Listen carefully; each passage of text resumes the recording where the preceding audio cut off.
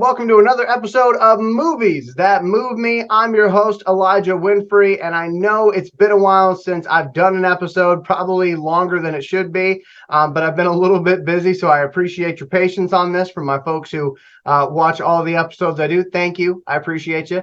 If this is the first time you're finding this show, whether it be on TikTok or YouTube, I would ask that you please follow my studio because we put out a lot of great content to entertain you. And I also want to kind of set the foundation for what this show is and what this show is not. Okay, so let me start off with what it is not. This is not a movie critic show. Okay, you are never going to tune into Movies That Move Me and hear me rip apart a film. I'm not that type of guy in general, but also that's not what this is. These are the movies that made me want to get into making movies. These are the ones that inspired me. They gave me topics that maybe other filmmakers had given me, but they did it in a way that really stuck with me, that moved me. Okay, so that's what I'm talking about. The movies I love, all right? Not the movies I hate. We don't need a show for that, okay? Other people do that. That's their bag. That ain't me. I'm never going to do that on this show, okay? So if you're tuning in here, it's about loving movies, loving cinema. That's what I'm all about, okay? So with that being said, today I am going to talk about one of my all-time favorite performers and a movie that I think for a lot of folks is under the radar. I would say that in his home country of Australia, this one is definitely not under the radar. But for folks here in the States, maybe it's one they've heard about. Maybe it's one they haven't seen. I'm going to try to convince you to go watch it, okay? Based on what it has done for me in my experience as a filmmaker. So the performer I'm talking about is Heath Ledger.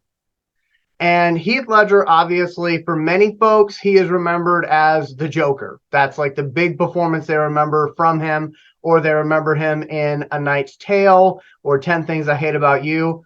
One thing I'll say about Heath Ledger, why he's one of my favorites, is because I feel that he attacked every role with the same tenacity and commitment that he attacked The Dark Knight. It's just The Dark Knight was a Batman film, so that's why that one gets the most press. Plus, it's the one he won the Oscar for. But I would encourage you, if that's your only experience with the guy and his work, go and watch the other stuff. Go and watch this film I'm going to talk about today, which actually came out before The Dark Knight. And that film is an Australian film called Candy. All right. Now, I want to get right into what this film is about in case you've never seen it. A fatherly chemistry professor, played by Geoffrey Rush, indulges two young lovers, Heath Ledger and Abbie Cornish, in their increasing heroin habits. Eventually, the pair, an artist named Candy, played by Abbie Cornish, and an aspiring poet named Dan, played by Heath Ledger, become caught in a harrowing downward spiral of drug dependency and failed efforts to get clean. This movie, again, came out in November of 2006. The three big stars, as I said before, Geoffrey Rush, who does a really good job in this film, Abbie Cornish, who really knocks it out of the park in her role, and, of course, Heath Ledger, who I would say was like the big name. You know, like if you're looking for this movie on Blu-ray, he's the only one on the cover. But this actually was done based off of a book called Candy, A Novel of Love and Addiction.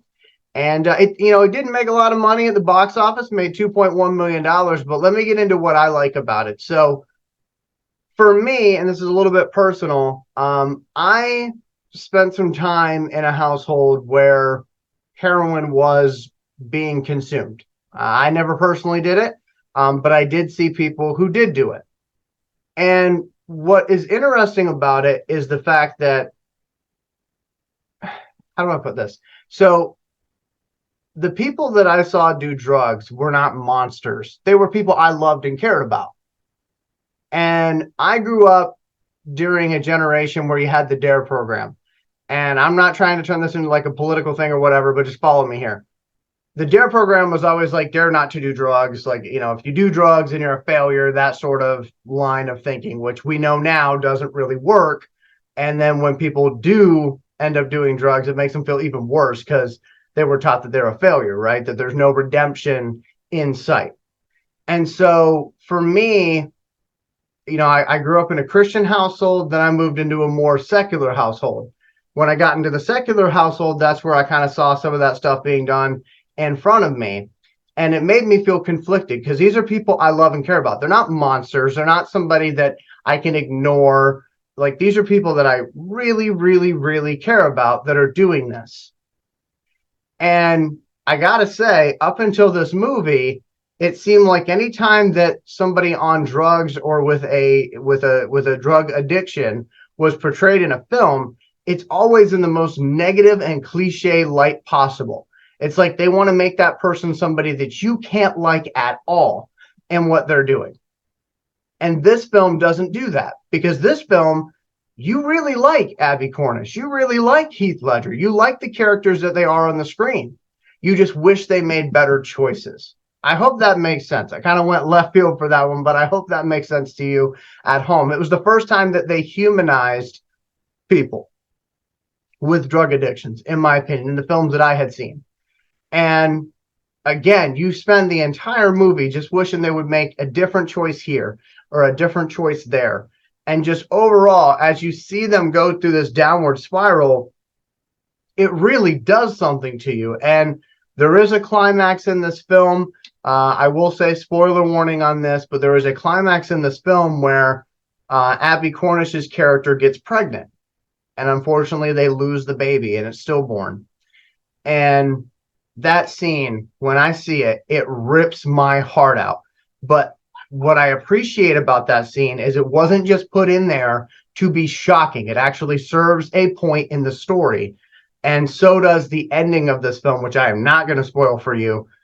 But it all serves a purpose. And that to me was inspiring, because as a writer, it can be tempting to just do the shocking thing because it's shocking.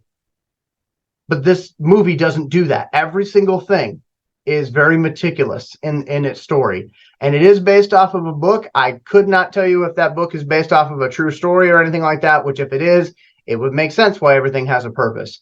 But even if it's a fictional story, again, just the way that they handled this, I thought was hauntingly beautiful. And I say hauntingly because, again, you wish they didn't make those choices, but it's beautiful how they handled the whole thing.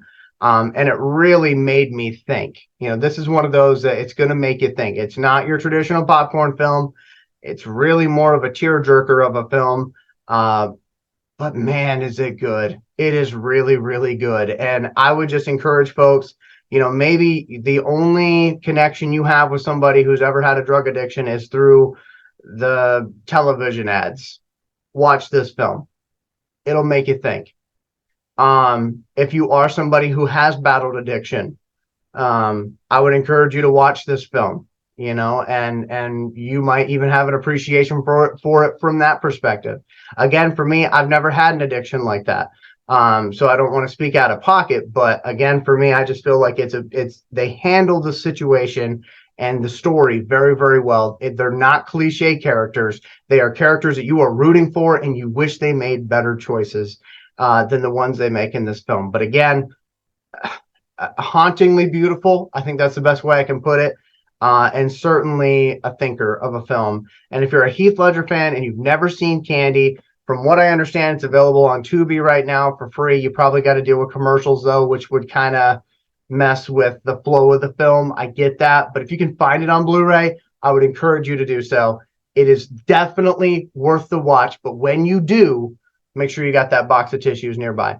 But that's going to do it for this episode of Movies That Move Me. Again, I wanted to throw in a Heath Ledger film that doesn't often get a whole lot of love, and I feel like it should. Again, it's a very, very moving film, Candy from 2006, directed, by the way, by Neil Omfeld. Again, I don't know this person, but I think they did a wonderful job with this movie. And I hope that you'll check it out. And if you do, let me know what you think. Again, the movie's called Candy. It is a movie that moved me. Thank you so much.